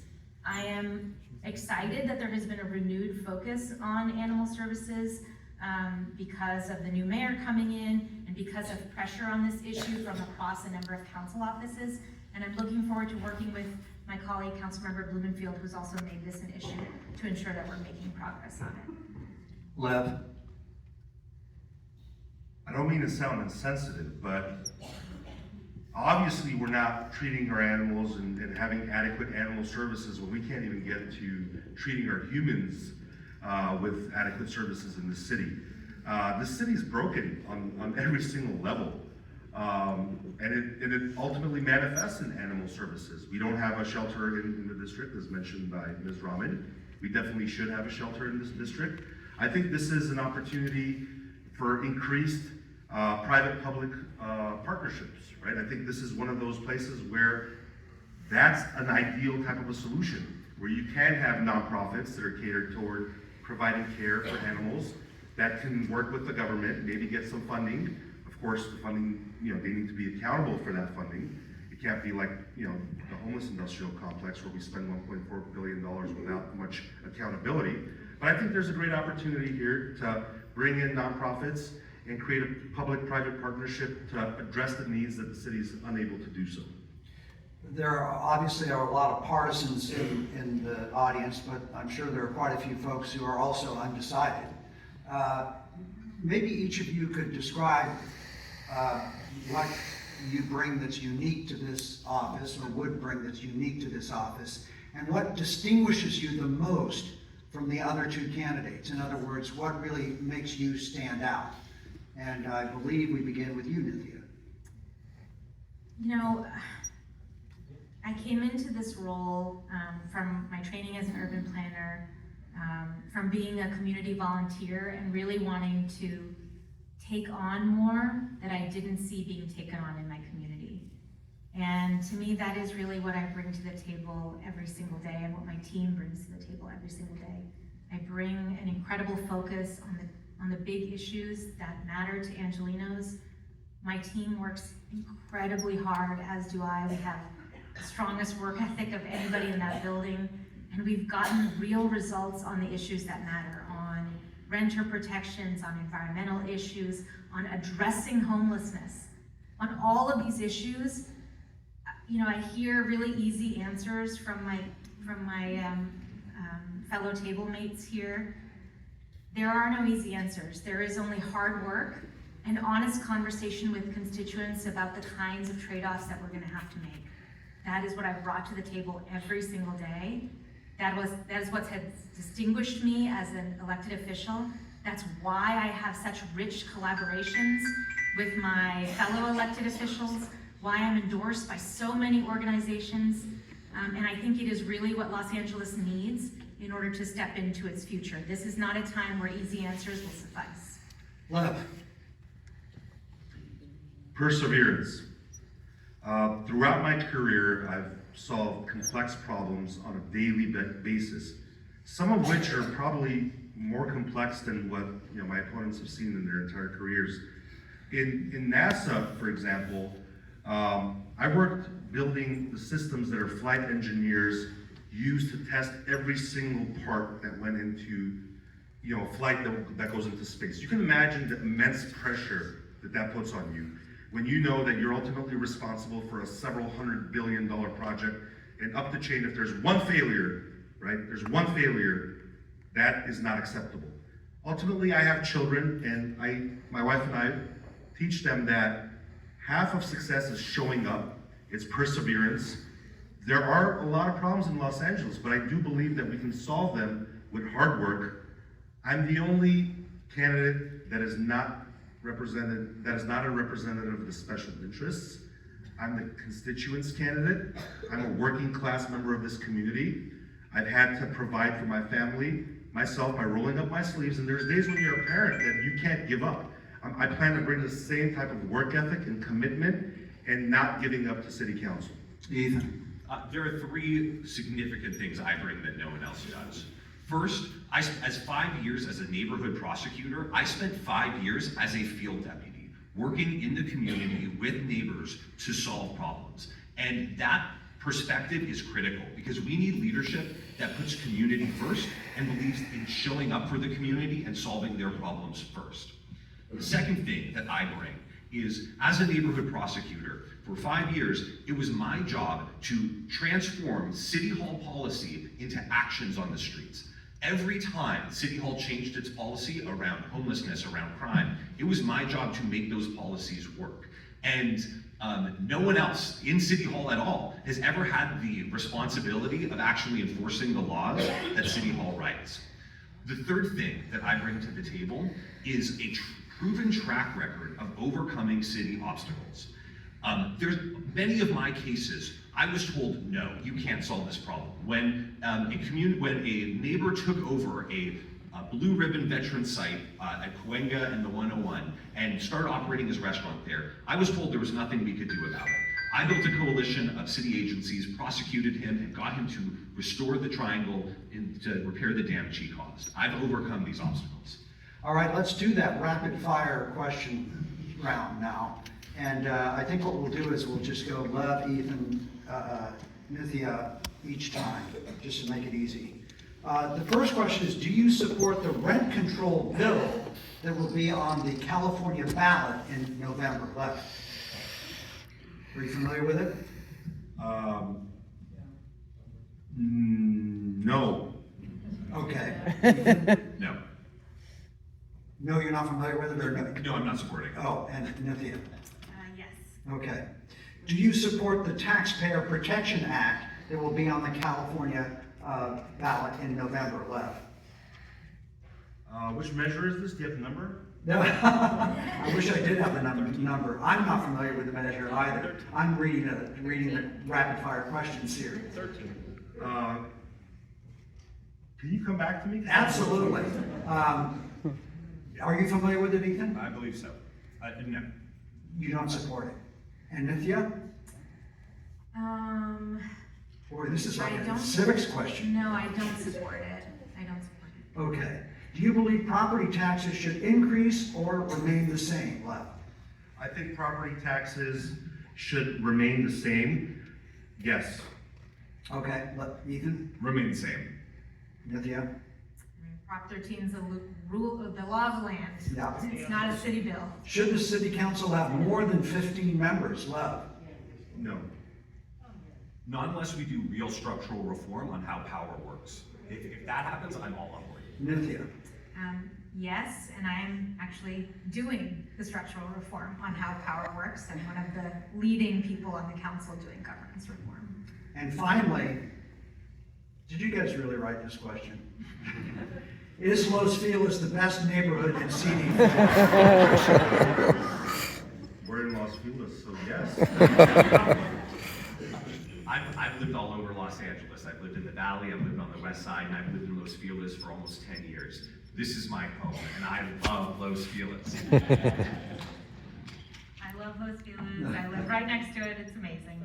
Okay, it's time for closing statements. At the very top, I kind of skipped over a question which asked about the 3 top priorities that you're going to have. Maybe you could incorporate in your final answer, your closing statement to voters, why you think they should vote for you, and include in that answer the top 3 priorities that you'll have as if elected council person. 2 minutes. Let's do 2 minutes on this too. So let's start where we began with Ethan. Great.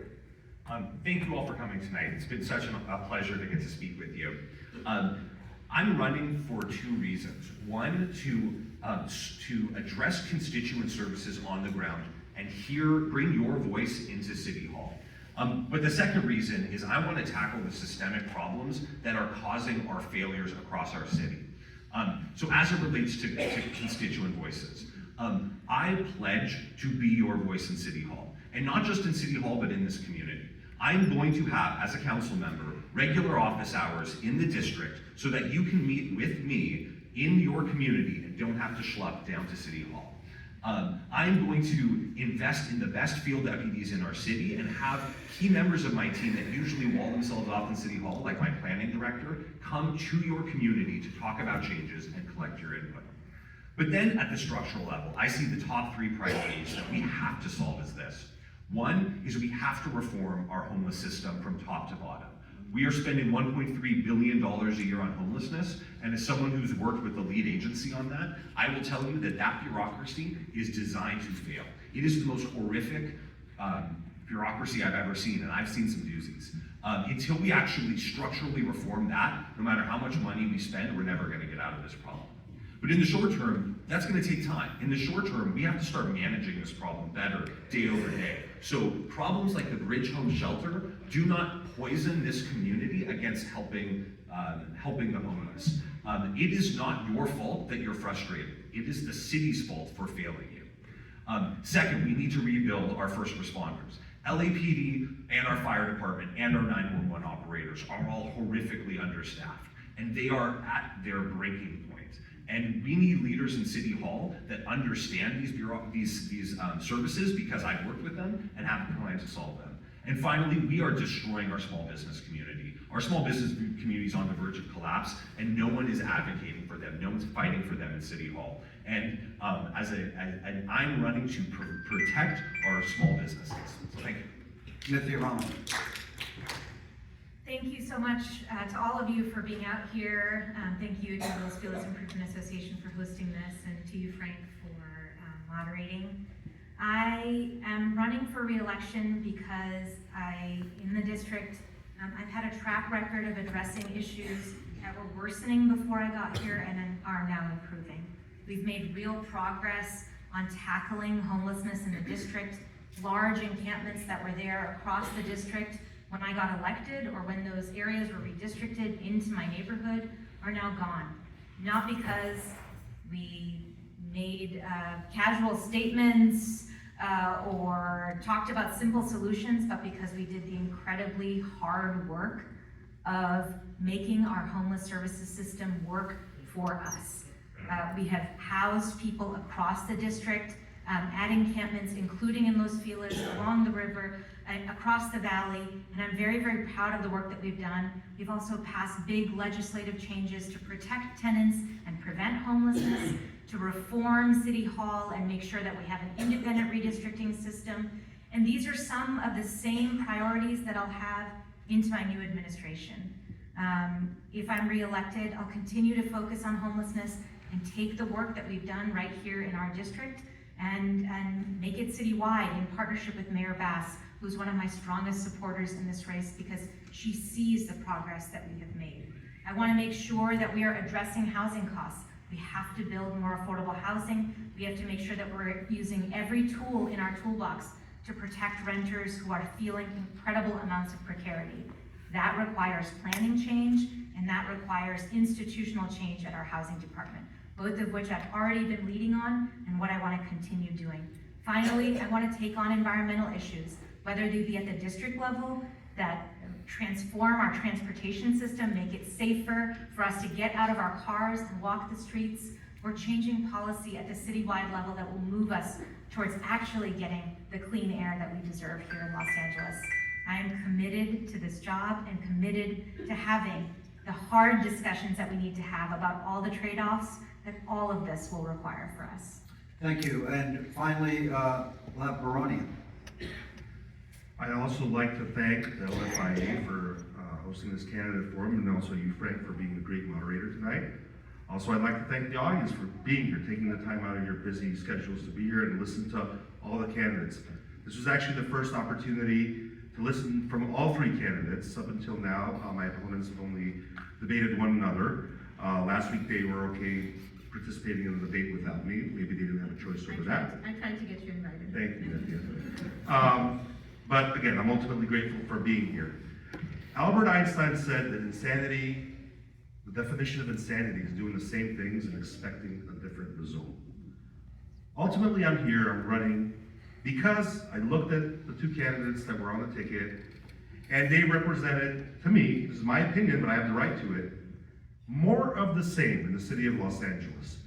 Those groups that are endorsing them and spending hundreds of thousands of dollars on their campaigns are, guess what? The same groups that did the same thing for the last 20 candidates that were in these districts. So ultimately it comes down to, if we really want change, we have to vote in candidates that are about real change, that are not basically representatives of their special interests. I'm the constituent candidate. I'm a family man. I'm doing this for my children. I'm doing this for your children. I believe that my career as a computer scientist and software engineer has uniquely positioned me to solve complex problems. Los Angeles is facing a lot of complex problems. We need to have a data centric and analytical approach to solving our problems. It isn't just business as usual. Business as usual is not enough anymore. So I'm thankful for this opportunity to be here in front of you. I immensely love Los Angeles. I think this is the best city in the world, but it still has a lot of potential, and we have to work together. We have to work hard. We have to roll up our sleeves. We have to be smart in helping Los Angeles realize its full potential for our future. Thank you. There are a lot of great places to get information about these candidates, including their websites and LAist Voter Game Plan, a shameless plug. It'll publish the first week of voting, which is in just 2 weeks from now, And we have one more announcement for you. Well, let's thank our stern, but I think fair, taskmasters, great folks. Let's thank all the candidates for being here.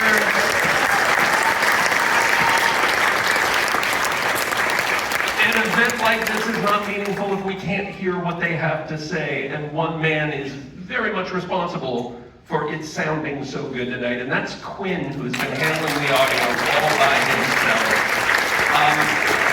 I think the best way we can thank the wonderful Los Feliz Improvement Association and the Los Feliz Neighborhood Council, and especially the Autry, is by not loitering in the hall at 8:30 and not loitering out in the courtyard either. In fact, I've been told if we do, security will toss us. So, anyway, everybody, thank you for coming. Thank you for being a wonderful audience.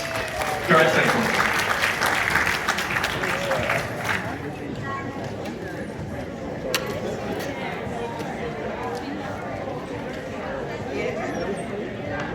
Sorry. No, no Ruined your problem. video. Hello. Thank you.